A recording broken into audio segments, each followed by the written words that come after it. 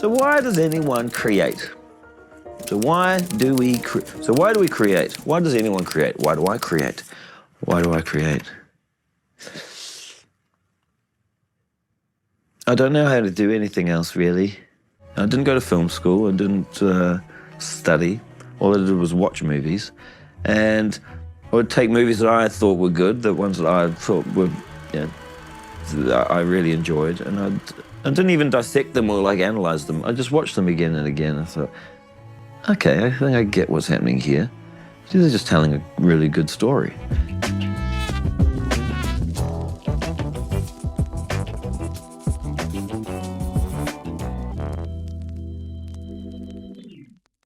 What do we know about screenwriting?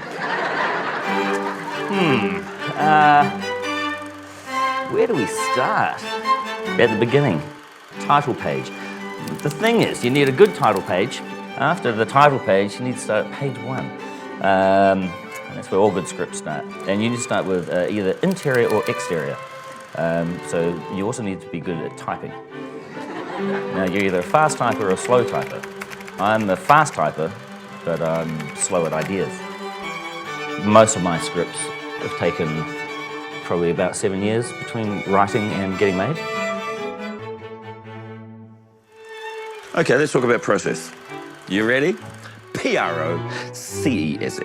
Process. Mix all the letters around. What do you get? Cesspool.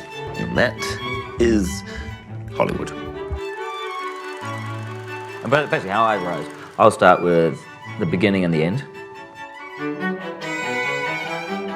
Visually, or like just something that I think is like, this would be a cool way to end a movie, and this would be a cool last image for an audience to see. This would be a cool first image, and this would be a cool way to open a film. And then I'll put in some scenes throughout. I think this would be a great scene. And then eventually, when I've got enough of these scenes or sequences, then lazily just glue them all together with some sort of connecting scenes. But that's it, really. With writing, my advice that no one ever takes is take as long as you can to write. I will write a draft and then I'll put it away for a year, or even 2 years, or even 3 years. And then I'll come back to it and I'll read it and I go, who wrote this shit? And then I will read it like maybe 2 or 3 times, and then I will throw that away and then rewrite it from page 1 based on the memory of what I read. And then my 120-page script will suddenly be 80 pages, and it'll just be the bare bones and just like the important parts, or the things that I remember from reading the script. And so I think there's like quite a good filter system. And then you can add back in some tonal stuff. That takes way longer than anyone wants to do. I actually feel like those are the strongest ideas, are the ones that take time with me. I get inspiration from people, eavesdropping. That's a good one. Stealing pieces of other people's lives, putting them into my films.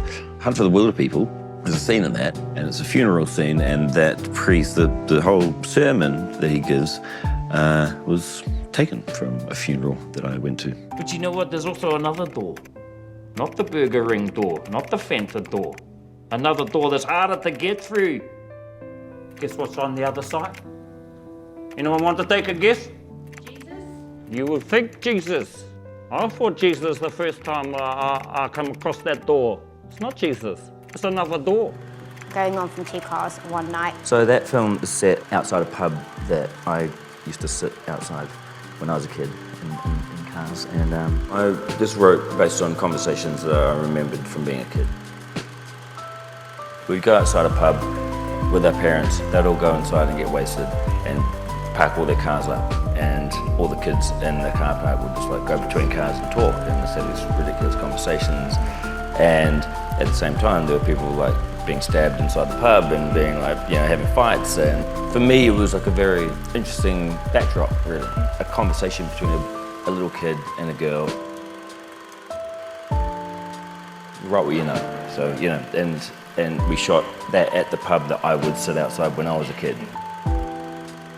I wrote the first draft of this in 2005. I found it really difficult adapting the book because I thought I'd never adapted anything, and I thought they had to be super true to the material, basically lift everything from the book and put it into a movie. And then I put that to the side to concentrate on some other stuff, and went and made 3 other features. And then coming back to the material, realized, oh, you don't have to do that at all. You can just do whatever you want and just take the parts of the book you put it through your filter, you know, and you can never really capture the book properly. I mean, they're completely different mediums. A book is so long and the character development it's impossible to do all of that in a film.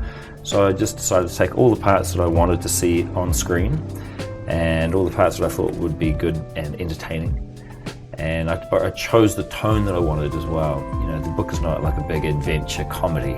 It's not even a comedy. And I decided that I was going to make a comedy that was like an adventure film. So I'd sort of chosen stylistically and tonally what I wanted to do, and then took the parts of the book that I felt would work. And then made up the rest. The first version of Boy was super depressing and super sad, and Hunt for the Wilderpeople, the first version of the script, there were basically no jokes. Sam Neill's character dies at the end. He gets shot to death by the cops. And like, the kid goes back into foster care, and that's how it ends. No, he doesn't go back into foster care, he starts living on the streets. That's how the film ended. This is him living in a park, a 12-year-old. So then I put that aside and I went and made a few other films, and then kind of got a taste for like what my style is, or like, you know, the kind of stories I want to tell. And then, you know, and over the years realized it's okay to put ridiculous shit in movies, and it's like the world needs stupid sort of stuff, you know. And also, you know, you need heart and stuff, but you need jokes. Like the world needs to laugh. And so, and also I just don't see myself making super depressing, horrible movies. So, you know, the way that I've tried to approach my work is to make stuff that is entertaining and uplifting and funny. It shouldn't be weird between us. None of this should be weird. You know, I'm trying to make films now that a large audience can go and see and walk away feeling good. You know, not in a cheesy way, because I don't think it's cheesy to feel good after the end of a film. I think, you know, it's good to go out with a smile on your face. Not every film has to be like that, but we do need them.